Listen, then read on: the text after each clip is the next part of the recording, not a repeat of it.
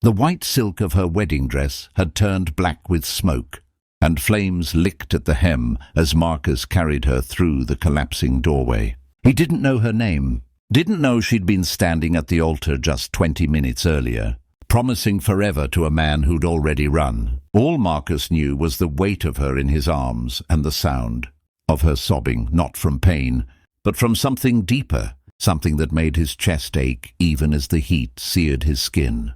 Later, when the paramedics asked him why he'd run into a burning building, Marcus would think of his daughter, Emma's face, and realize he couldn't have made any other choice.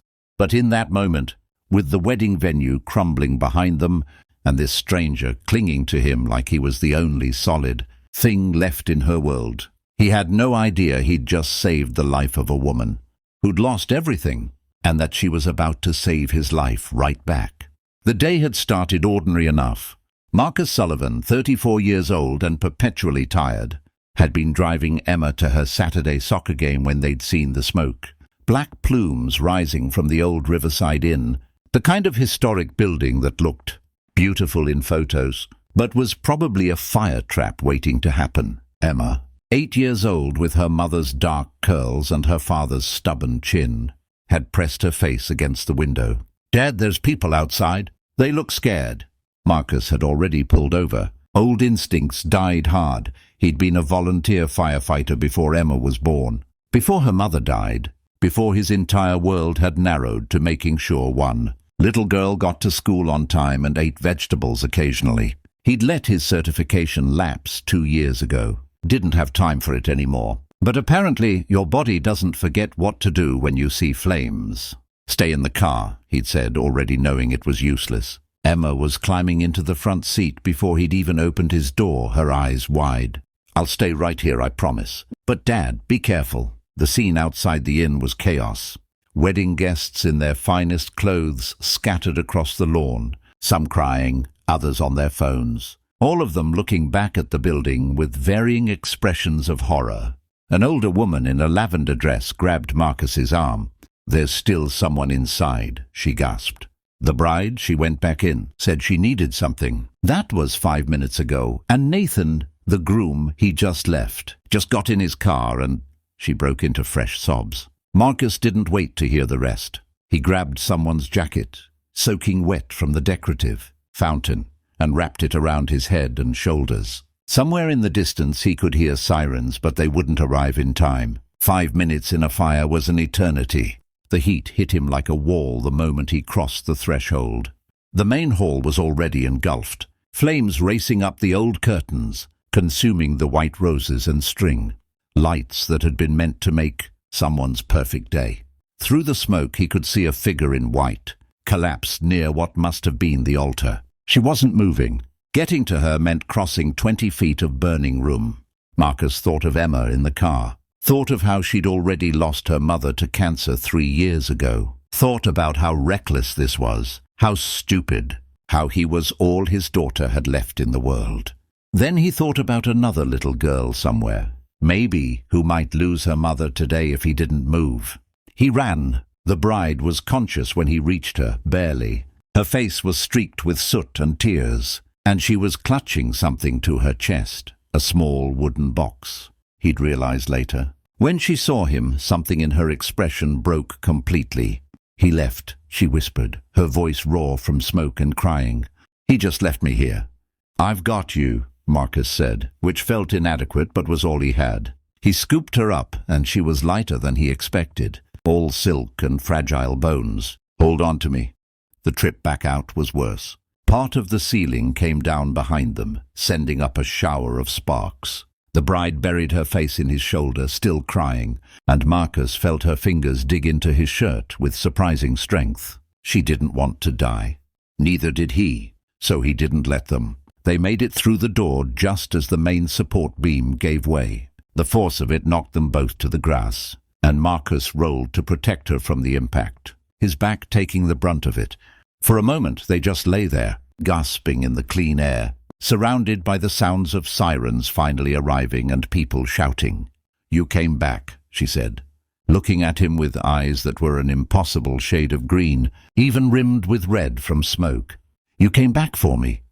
Yeah, well, Marcus managed a weak smile. Couldn't leave you in there. That dress must have cost a fortune. She laughed, which turned into a cough, which turned into crying again. Marcus sat up slowly, checking himself for injuries. Burns on his hands and arms. His lungs felt like sandpaper, but he was alive. They both were. The paramedics descended then, separating them, checking vitals, administering oxygen. Marcus caught glimpses of her through the crowd. Someone had wrapped a blanket around her shoulders, covering the ruined dress. The woman in lavender was hugging her, crying. The bride was staring at the burning building, with an expression Marcus couldn't quite read. "Dad!" Emma crashed into him, and Marcus wrapped his arms around her despite the paramedics' protests. "I'm okay, sweet pea. I'm okay. You promised you'd be careful," she said into his chest, her voice muffled. "You promised." "I know, I'm sorry." He kissed the top of her head, but someone needed help. "The bride lady?" "Yeah, the bride lady." Emma pulled back to look at him seriously. "Is she okay?" "I think so." "Good," Emma nodded with the gravity of someone much older. "Mom would have wanted you to help her. Mom always said we help people who need it." Marcus felt his throat tighten. "Yeah, she did say that." They transported both him and the bride to County General. Smoke inhalation. Burns shock. Emma came along, clutching her soccer bag and looking small in the plastic hospital chair. The doctors kept Marcus overnight for observation, and he didn't see the bride again before he was discharged. He thought that would be the end of it, a dramatic story to tell at dinner parties he never went to. The time he saved a bride from a burning building. But life, Marcus had learned, rarely went in straight lines. 3 weeks later, a woman showed up at his door. She looked different without the dress and the soot. Put together in jeans and a blue sweater, her blonde hair pulled back in a ponytail. But Marcus recognized those green eyes immediately. "Hi," she said, and her voice was steadier than it had been in the fire, but still carried that same raw quality. "I'm Olivia Bennett. You saved my life. And I wanted to—" "God, this is going to sound insane." "Try me," Marcus said, leaning against the doorframe. "I've had a weird month. I want to hire you." The words came out in a rush. "I know you used to be a firefighter. I know you're a contractor now. I may have done some research. I hope that's not creepy, but I'm starting a non-profit. Safety education for old buildings, fire prevention, helping venues update their systems. And I need someone who understands construction and safety, and who actually gives a damn about saving lives. The pay isn't great, but it's steady. And there's health insurance and—" "Why?" Marcus interrupted. Olivia blinked. "Why what?" "Why this? Why now? Most people who survive something like that want to forget it happened." Her expression shifted, becoming something older and sadder. "Because Nathan, my ex-fiancé, he left me there. We'd been together for 6 years, and when the fire started, he panicked and just ran, didn't even look back to see if I was following, and I realized I'd been making myself smaller for years, trying to be what he wanted, and he couldn't even bother to make sure I was safe." She took a breath. "That box I went back for? It was my grandmother's recipes. She raised me after my parents died. Nathan always said they were just old papers, not worth keeping. But they were worth more than he ever was." "I'm sorry," Marcus said quietly. "Don't be. You know what the worst part was? I was more relieved than heartbroken. That's when I knew I'd been living someone else's life." Olivia met his eyes. "You ran into a burning building for a complete stranger. You didn't even hesitate. That's the kind of person I want to be. And I figure the best way to honor what you did is to make sure it doesn't have to happen again. So, will you help me?" Marcus thought about his daughter inside, probably listening to this entire conversation. Thought about the dead-end contracting jobs, the bills piling up, the way he'd been just going through the motions since Sarah died. Thought about how it felt to do something that mattered again. "Health insurance, you said?" Olivia's face lit up. "Full coverage, dental and vision too. Then yeah, I'll help you." The non-profit started small, just Marcus and Olivia working out of her apartment, cold-calling venues, offering free safety inspections. But word spread. The local news did a story about the bride and the hero who saved her, and suddenly everyone wanted to know they were protected. Within 6 months, They'd inspected 40 buildings and prevented at least 3 potential disasters. Olivia was relentless. Driven by demons Marcus understood too well.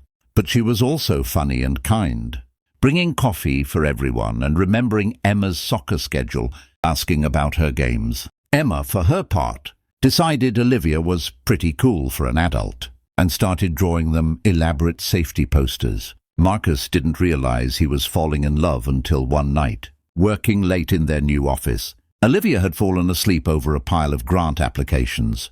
He'd draped his jacket over her shoulders, and she'd smiled in her sleep, murmuring something about smoke detectors, and his heart had done this stupid flip that he hadn't felt since Sarah. It terrified him. But Olivia was patient. When he finally worked up the courage to ask her to dinner, a real dinner, not a working meal, she'd just smiled that soft smile and said, "I thought you'd never ask." Emma was their biggest cheerleader, planning their dates with the seriousness of a military operation. "You should take her to the Italian place," she'd advised. "Mom always said the tiramisu there was romantic." "You're 8, Marcus had protested weakly. "How do you know about romantic?" "I pay attention, Dad." A year after the fire, their non-profit had helped over 200 venues improve their safety systems. They'd hired 3 more inspectors and a full-time coordinator, and Marcus and Olivia had moved in together, blending their lives carefully, making sure Emma felt secure in the transition. On the anniversary of the fire, Olivia took them back to the Riverside Inn. It had been rebuilt, fireproof and beautiful, with a plaque out front dedicating it to fire safety awareness. "I don't know if I ever really thanked you," Olivia said, standing in front of the building, holding Marcus's hand. Emma was running ahead, taking pictures with her phone. "Not just for saving my life, for giving me a reason to remake it into something better." "You did that yourself," Marcus said. "I just showed up. Sometimes showing up is everything." Olivia squeezed his hand. "I was drowning in that relationship, in that life I'd built that wasn't really mine. And then you pulled me out." Literally and figuratively, Marcus pulled her close, kissing her forehead. "You saved me too, you know. I was just going through the motions. You reminded me what it felt like to care about something again, to build something that matters. We make a good team, the best." Emma came running back, breathless and grinning. "Dad, Olivia, they have a memorial garden in the back with your names.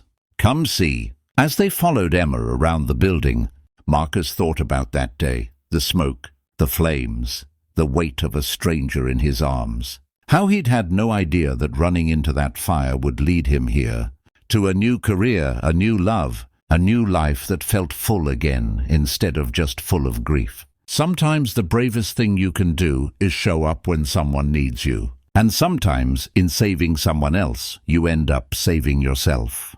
The garden was beautiful, roses and lavender, a small fountain, benches for reflection. And yes, there was a plaque, in honor of courage, compassion, and second chances. "That's us," Olivia whispered.